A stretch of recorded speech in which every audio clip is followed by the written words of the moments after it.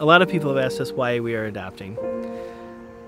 Elizabeth and I have felt, even before we had Abram, our first child, kind of a strong calling to adoption. We looked into it for quite a while, and then I guess that feeling never really went away. God was quite obvious and persistent in his request of us to bring 2 orphans into our home. So we're going to. We were considering special needs because we had learned more about it. When we first went into adoption, we really had not a clue what special needs outside of the U.S. meant. I had an email sent with a whole list of children who are considered waiting. They're waiting on this list because they have some sort of special need. And there was a child with, this little girl had, these 2 fingers were fused together. That was her special need. She's been overlooked by various families. She's in a special focus program because she has 2 fingers fused together. There was another little 18-month-old boy in China put up for adoption because his special need, he has 1 undescended testicle. So when I would find out things like this and share them with Eric, it just seemed obvious that that would be a route that we would go. We also learned that special needs, you were a special need child if you were over the age of 3, or if you had a sibling. Those 2 factors meant that you were difficult to place, you were less likely to be adopted, you've been passed over simply because of your age. When we went into this adoption process, we were looking for children who were over the age of 3 for the most part. So a special needs child in another country is right for us.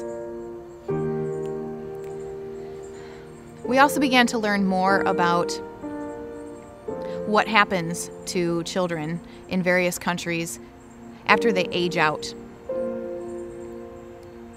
Children from 0 to 3 are kept in baby houses, they're called. Specifically speaking of Eastern Europe, what happens to a child after their 4th birthday is probably one of the most heart-wrenching things that I've ever heard of. And I've heard of these things through parents who have been there and have witnessed and adopted from these transfer houses themselves. So if a child is not adopted by their 4th birthday in many Eastern European countries, they are transferred into these, they call them intranet houses. And I use houses loosely, but that's really more of a giant mental institution. They are all thrown together in what, in Russia they call them insane asylums. So from 4 through 16, these kids are all housed together. The supervision is very limited. The staff there is very limited.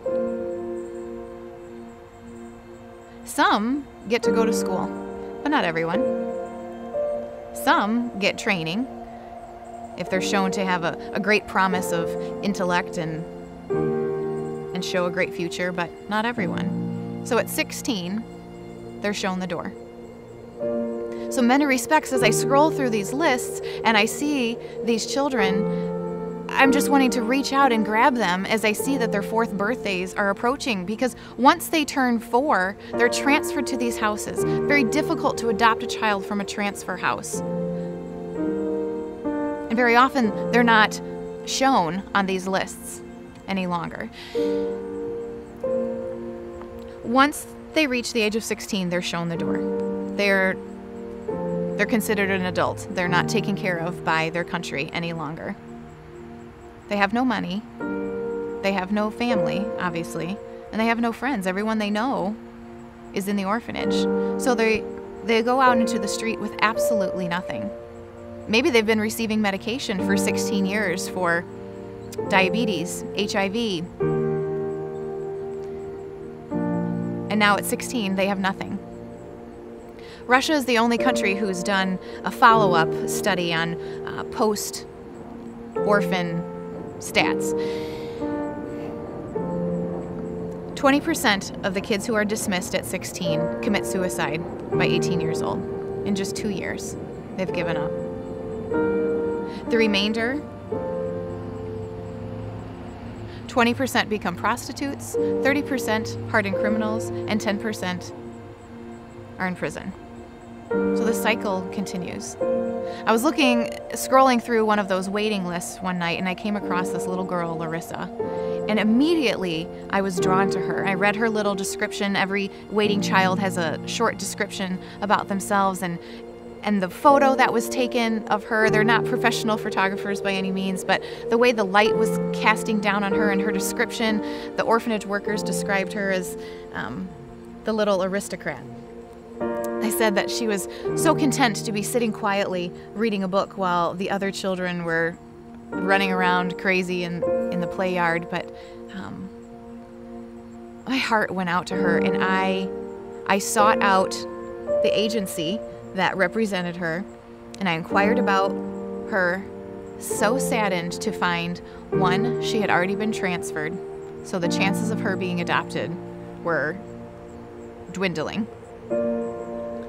She'd reached the age of 4, she was transferred. And two, her particular region in Russia was not accepting U.S. applications for adoption. And I feel like I actually mourned for that child. I feel like her destiny had been set. She had turned 4, she had been transferred, and now through 16, for her it was over.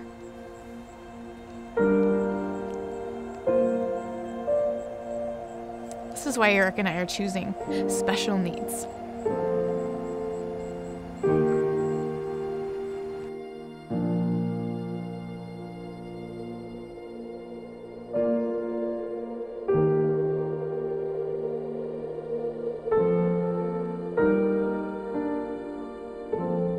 When we first shared with people that we were going to start the adoption process, we often heard, "Isn't this long and expensive? Why are you doing this?" It is a long process, but having a family is a long process.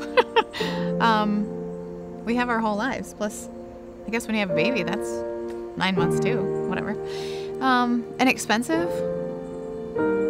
Yeah, I guess so, but there's not really a price on kids, so seems reasonable to me.